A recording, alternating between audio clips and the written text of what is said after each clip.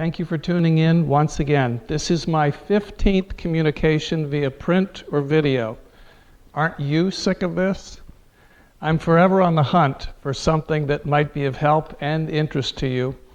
I'm trying again, and when I feel down about this whole COVID thing, I've been digging back into our rich Catholic heritage, because there's always something there for me to rediscover and reflect on. And once again, I just realize over and over again how lucky we are to be Catholic, because we have a far deeper well than any crisis humanity has ever faced or ever will. We've always got something that helps us through. So today I want to share with you a piece that's called The Clan of Catholic, written by the late Brian Doyle in a book called The Thorny Grace of It. If you haven't read it, I highly recommend it. I hope this will inspire you and make you smile, if not laugh at the same time, as it did for me. So he writes this: "A while ago, I shuffled and shambled into the noon Mass at the university where I work.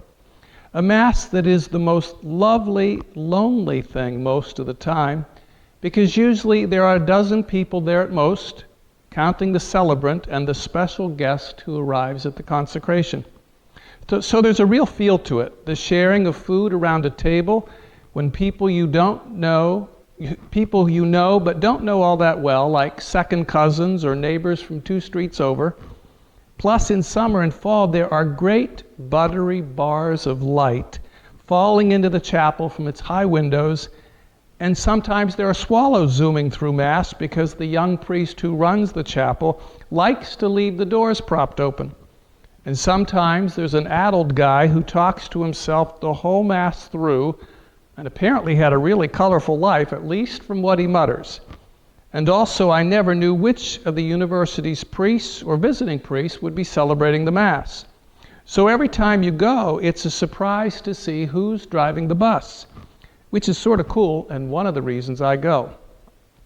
There are a lot of other reasons, some of them having to do with light and forgiveness and pain, and the Madonna and addled guys, of which, let's face it, I am one. So I go to the Mass at the chapel a lot.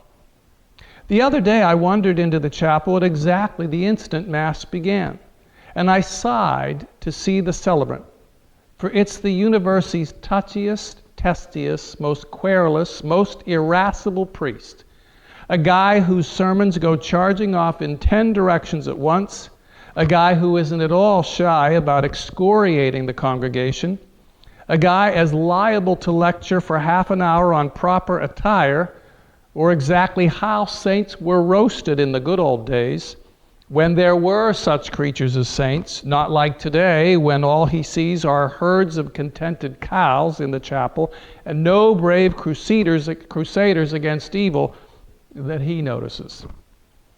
But you can't in good conscience tiptoe out of Mass the instant that the bread and wine have been changed into Christ. You have to witness the miracle. That's a given. But leaving because you don't like the celebrant, well, that's just in bad form. So I sit down, and Mass begins, and very soon, for the 1,000th time in my rumpled life, I am entranced by the simple human genius and theater of the Mass. The way it is a series of stories, a fabric of voices, a braiding of experience and witness, a commitment to the illogical and nonsensical. We have a sliver of bread and a sip of wine, and we shake hands. At least we used to do that before COVID. I added that. A woman who doesn't sing very well sings 2 songs, and a man who doesn't read very well aloud reads aloud. The shabby singing and the ragged reading move me more than I can explain. As I get older, it's the small things that seem biggest to me, and the fact that the singer can't find the key and the reader mumbles seem unutterably sweet. During the Mass, I notice the testy priest sort of fumbling a bit for his cruets and the right page of the text. He seems distracted when he gives us his blessing, his blessedly short and sensible sermon. And I notice that when he shakes hands, he lets the people come to him rather than go to them, or sprint around the chapel pumping hands as I once saw a young priest do. But I don't think about much He's older than dirt and probably feeling a little Paleozoic this morning. But then I watch for a moment after the Mass as he undoes his vestments and puts away book, chalice, and clothes. I watch him carefully reaching for things, feeling his way around the room. And I realize this man's blind. I've known him for many years. He's charming, a grouch, brilliant, fascinating, frustrating, petty, generous, and he's also, I now realize, a consummate actor. He's been slowly going blind for years, and because he is so prickly proud and still wishes to be of service, he's told no one. And now he's blind as a door, and I'll tell no one. He shuffles quickly out of the chapel and off to lunch, which he never misses. He never misses any meal whatsoever, but you can't imagine where the food goes. He's skinny as a stick. And I watch him shuffle off down a sidewalk he has used for more than 50 years. And I turn and go right back into the chapel to ask forgiveness for being such a boneheaded, wooden-hearted, impatient, arrogant, mulish stump of a man. I talk to the Madonna for a while, and as usual, I do all the talking, and herself does all the listening. And then I just sit and watch the buttery bars of light. I think about the motley, chaotic, confusing house that is Catholicism. I think about the mad, wondrous prayer of the Mass. I think about how there are such stunning and wonderful and confusing people in the clan of Catholic. I think about how we all are several kinds of people at once and hardly know ourselves, let alone anybody else. I think about how possible the church is and how possible we are. I think about how really the church is just lots and lots of us mulish miracles gathered for a holy meal and story swaps. I think about how religions are like people, capable of both extraordinary evil and unimaginable grace.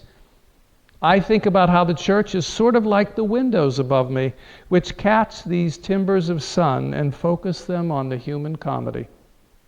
I think about how I'd be a lot less of a man if I didn't have ways to wake up to what I can be, if I harness mercy and humor and wisdom and attention and prayer and humility and courage and grace, which is what all true stories are about, which is what we are really at our best, true stories.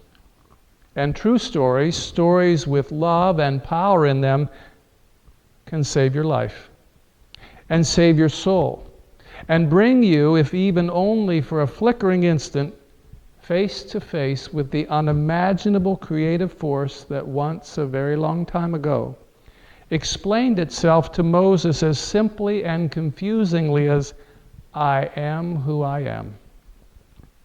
This force is in you in every moment, in every story, which you know and I know, and which we hardly ever admit, which we should do. So I do. Amen. Thank you for being part of this wonderful, wacky world we call Catholic in the midst of a pandemic. Hey, that makes kind of great alliteration. My high school English teacher, Sister Mary Glennon, Religious Sisters of Mercy, would be very proud. Thanks for tuning in again.